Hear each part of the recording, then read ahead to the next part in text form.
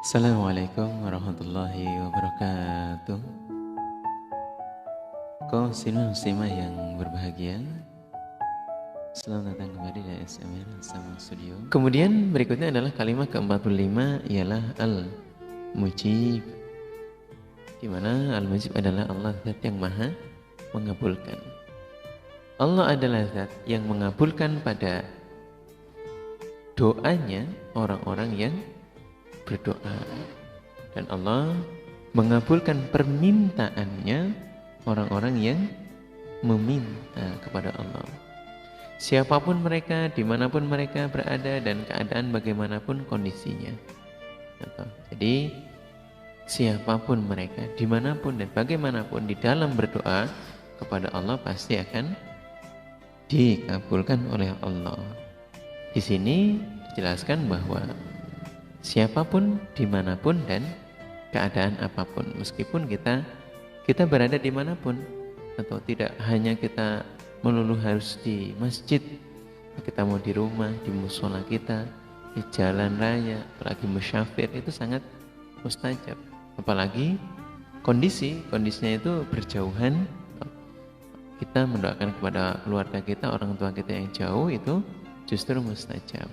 Apabila seseorang berdoa kepada Allah dengan kondisi yang, contoh, barang yang dia pakai adalah barang haram, pakaiannya.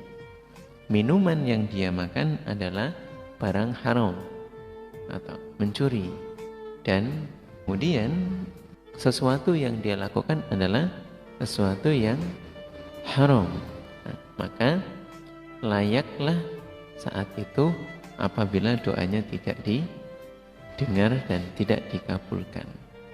Karena sesungguhnya Allah mengabulkan terhadap doa itu adalah keutamaan dan kebaikannya Allah. Semuanya lalu dikabulkan. Nah, karena hal-hal yang menghalangi itu adalah hal-hal yang menjadi kekeliruan hambanya sendiri. Nah, maka sejatinya Allah adalah Zat yang sangat maha mengabulkan permohonan hambanya. Dan perlu difahami, Allah tidaklah sama seperti mengabulkan makhluknya pada sesama. Contoh, manusia diminta terus-menerus, biasanya justru hamba itu akan marah, manusia itu akan marah. Tapi ketika Allah kemudian tidak dimintai permintaan atau doa, maka Allah justru akan murka. Bahwa orang-orang yang tidak berdoa kepada Allah, maka dia akan dimasukkan ke dalam murkanya Allah. Kemudian Allah akan memuliakan terhadap hambanya yang meminta kepada Allah. Kembali kepada bahasan tadi, hamba itu tidak dikabulkan doanya oleh Allah karena hal-hal yang berbau haram. Nah, di sini berarti bahwa pesan dari Nabi diupayakan di dalam berdoa, kondisi kita adalah yang baik, kondisinya baik, makanan kita baik, tempat tinggal kita baik, dan kita melakukan hal-hal yang baik. Kalau seandainya punya kesalahan dan dosa, kita telah bertobat pada Allah, maka membersihkan dosa-dosanya. Karena kalau orang-orang yang dalam artian masih memikul, menanggung dosa, dalam hal ini masih mendapatkan ditangguhkan doanya, tidak dikabulkan oleh Allah. Bahkan dalam suatu riwayat, seorang musafir yang doanya sebenarnya mustajab, ternyata ketika dia memiliki makanan, kemudian pakaian yang haram, oleh Allah doanya tidak dikabulkan. Tapi bukan berarti bahwa Allah tidak bisa untuk mengabulkan doa, karena kitalah yang sedang berlaku salah. Para kaum muslimin dan muslimah, berikutnya adalah Al-Wasi'u, kalimat ke-46, ialah Allah Zat yang maha luas. Allah adalah Zat yang maha luas, yang tidak terbatas kekuasaannya secara mutlak, dan Allah juga tidak terbatas kekuasaannya dalam nama-namanya Allah, sifat-sifatnya Allah, perbuatannya Allah, kerajaannya Allah, dan kekuasaannya Allah. Jadi kami ulang kembali. Jadi dalam hal ini Allah maha luas, sifatnya maha luas, perbuatannya Allah, kerajaannya, dan kekuasaannya. Jika seseorang mengetahui pada ilmunya Allah, maka hal ini digambarkan seperti ilmunya Allah itu adalah lautan yang tidak bertepi. Artinya bahwa ilmunya Allah itu sangat maha luas. Bagi orang-orang yang faham, bagi orang-orang yang mengetahui terhadap kekuasaannya Allah yang maha luas, nah, dalam hal ini ilmu, maka ilmunya Allah adalah sangat luas, bagaikan lautan. Begitu juga dengan nikmat, nikmatnya Allah itu juga sangatlah luas. Kemudian semua tidak bisa dibatasi dan semua tidak bisa dihitung-hitung. Dalam sifat Allah zat yang maha luas ini tidak bisa untuk dihitung-hitung. Dan rahmatnya Allah, kasih sayangnya Allah mencakup terhadap seluruh makhluknya.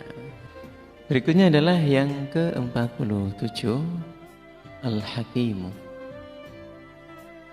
Allah zat yang maha menghukumi. Allah adalah zat yang maha menghukumi atau bijaksana. Allah menghukumi beberapa perkara dan menyempurnakan pada hukumnya.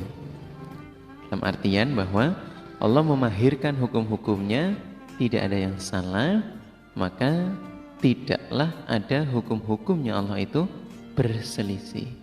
Dan Allah menempatkan dan meletakkan suatu hukum dengan sebaik-baiknya tempat. Dan menempatkan pada posisi yang paling layak dan yang paling utama. Ini hukumnya Allah memang telah sangat sempurna dan sangat memberikan suatu kesempurnaan atau memberikan sebuah kepatenan atau kepastian dalam sebuah hukum, kelayakan yang paling utama, karena tidak ada hukum-hukum yang lebih baik daripada hukumnya Allah.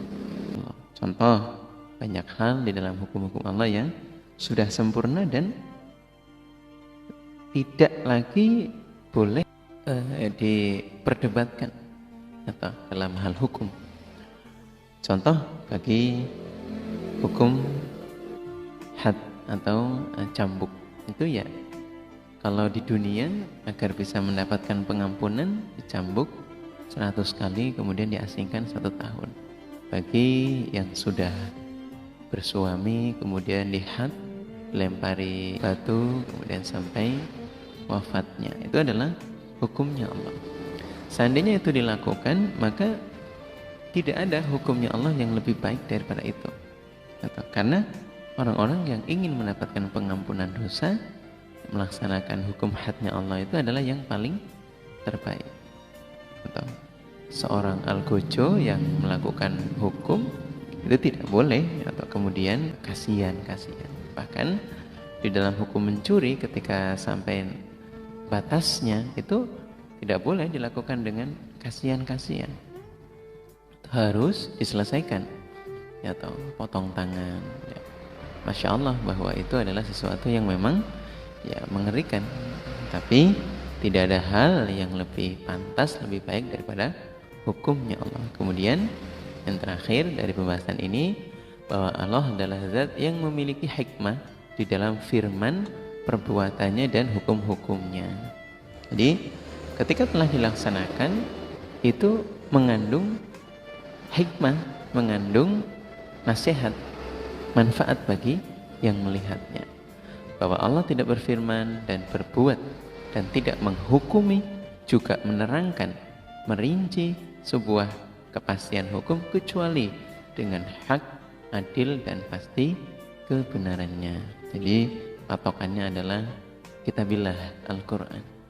Atau kemudian dijelaskan oleh Rasulullah SAW sebagai walinya Allah untuk menjelaskan bagaimana prosesinya, kemudian kita adalah yang melaksanakan.